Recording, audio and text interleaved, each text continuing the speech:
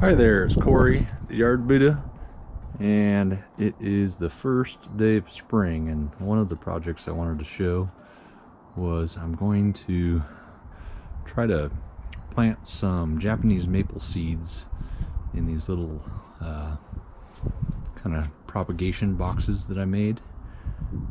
And this is a very cheap project, so these are basically just made out of cedar pickets and just the thin ones that you use for fences.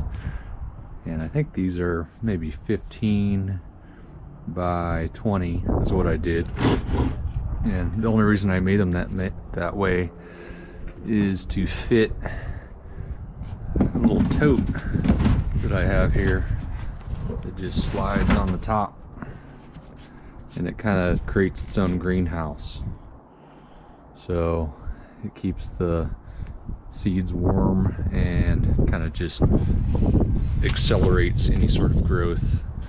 So I did a couple different bottoms on these. This one was just a landscape fabric that I put some staples in and pounded in. Very easy. And then this one was a little more structured. This was like some wire mesh that I just put some screws in around so it can handle a little bit more. But what I'm going to do is just fill these with some couple-year-old pine bark, just some fir pine bark, and put these seeds in that I actually volunteer at a Japanese garden a couple days a week during the spring and the summer. And at the end of last fall, I asked him if I could take some seeds off of his trees. And so I've got a different variety of seeds here. I've got this one here, which I think is called a Villa Toronto. We'll see. I know I got some Japanese princess seeds in here, and then I got, sorry, it's kind of windy here. And then I got a bag of just some random seeds that I took off 3 different trees. So what I think I'm going to do is the ones that I know what they are, I'm going to plant half and half in there, and then the random ones I'm just going to throw in there. And I'll show you how I fill this up and just cover the seeds up a little bit. Alright, so I got my boxes full here of fir bark. This is probably 2-year-old. Just a bark that I had sitting out in my yard. I usually keep a pile over there. You don't want to use the new stuff.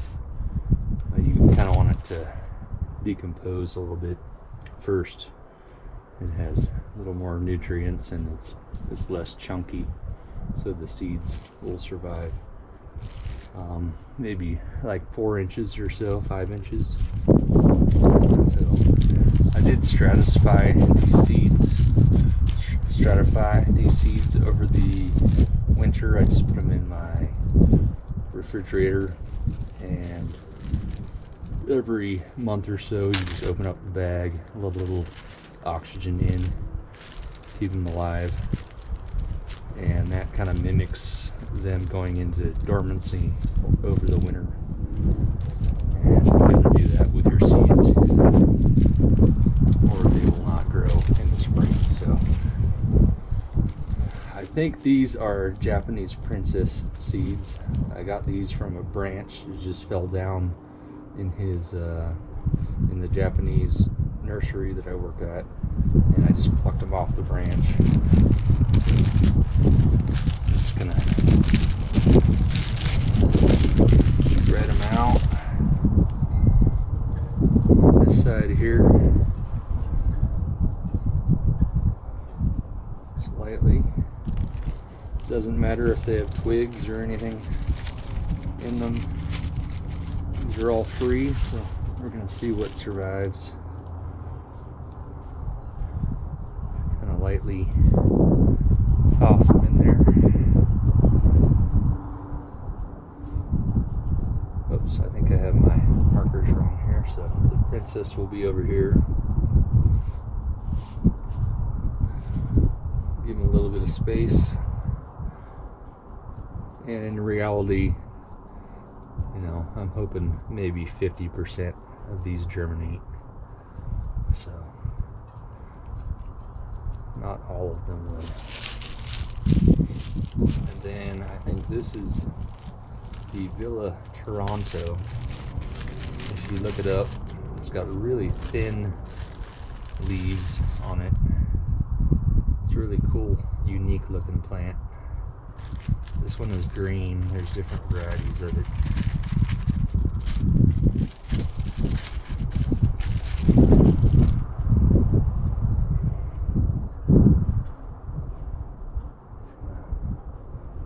Separate these little. So basically, you could just leave these in the winter in the ground and hope that they germinate. Doing it this way just gives them a little more likelihood of survival, because birds won't eat them, squirrels won't get them. Then after that, just gonna give them a light coating of some more of this bark. Cover them up a little bit.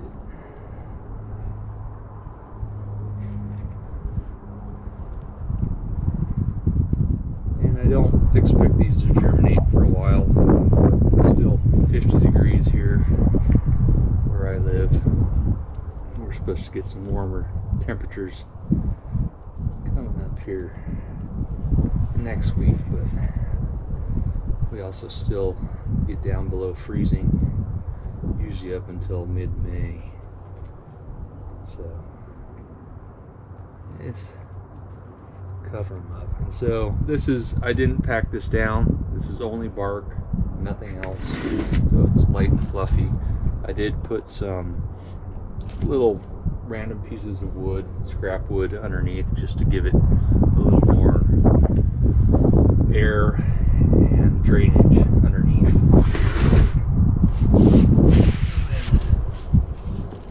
Here is my potpourri of 3 just random trees.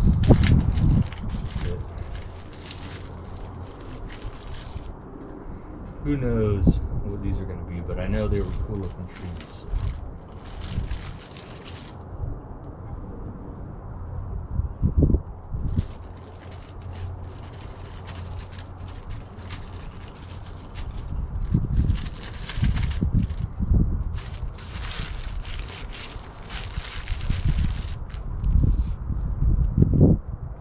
Same thing.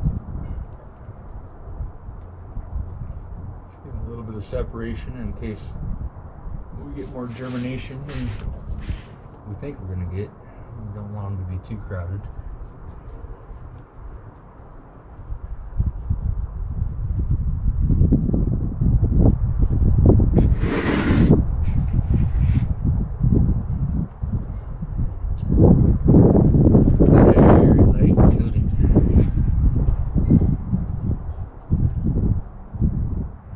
Kind of want to pick these seeds in the fall when they're brown. You don't want to take any seeds off of Japanese maples until they ripen.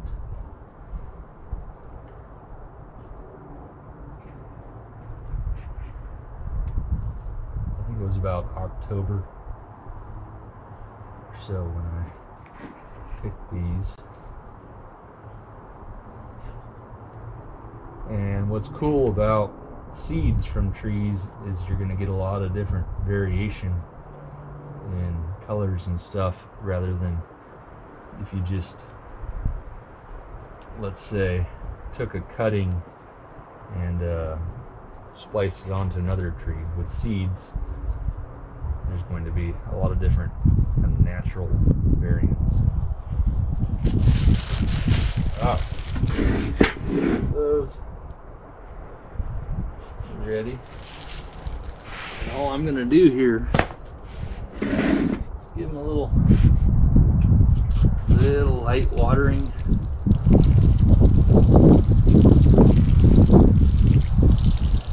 The great thing about this pine bark is you really can't overwater it. I mean, it'll just run right through the bottom, but it will retain enough moisture for the seeds. And then the last thing I'll do is I got another cover, but I'll just cover these up for the time being. Keep them nice and toasty, and hopefully in a month or so we'll start to see some action.